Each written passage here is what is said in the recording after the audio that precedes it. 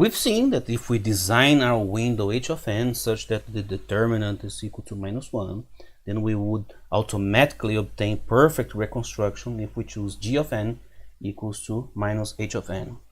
So observe that this is a very powerful result. It tells us how to obtain perfect reconstruction, including the cancellation of all aliasing components, even though we didn't even look at them. But it comes up a question.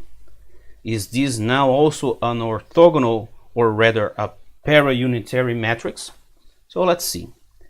For a para-unitary polyphase matrix H of C, meaning H to the power of -1 of C is equal to H transpose of C minus 1, we already have an orthogonal matrix T, which in this case of real valued matrix also means orthogonality. So T to the power of -1 is equal to T transposed.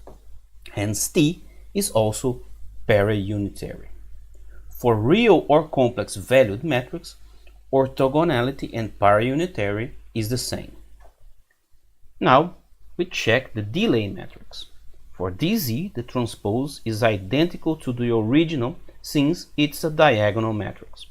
Remember, we have the dz, the delay matrix given here, and we have this diagonal, and if we replace z by z to the power of -1, and then we take the transpose, and we will get d of z here, and if we multiply those two matrices, we will get the identity.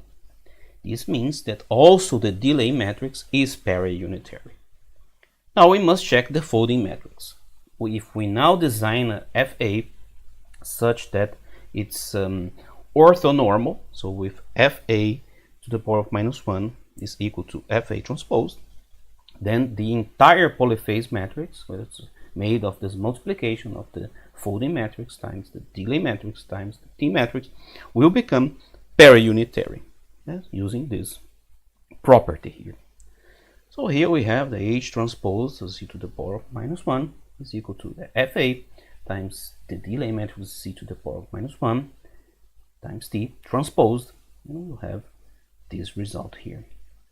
Since our transform matrix and folding matrix are orthonormal, we have that T transpose is equal to the inverse of T to the power of -1, and the FA transpose is equal to the FA inverse, the FA to the power of -1.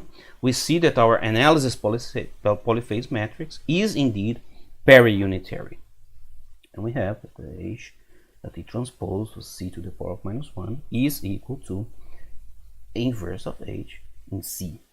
This means that if we ensure that every matrix of our product is para-unitary, the product is also para-unitary.